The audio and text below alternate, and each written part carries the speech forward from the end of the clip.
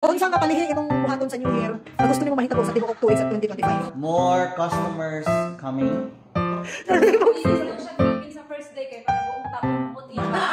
Maglupad ko. Para susi. Maglupad ko kita today para daghan kumatuan this year na mga. Magparin niya pa akong langa sa Iloilo. Okay. Mag-start ka para pa akong lubot. Ako kay magpaaso ko para dili ko sundan sa mga masasamang espiritu o mga masasamang mga tao. Ako kay kuan magpaniwang. Magkaon ako ang kuan gulay. Gulay lang. So feeling magulay makapaniwang.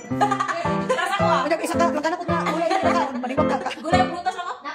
Mang laba ko sa first day sa New Year. Naglabot ito eh. Oh, kanang pag matagis ako, laba dahil ko. Labi ko, labi ko. Para that means gamay lang ko ginawa na sa mga year.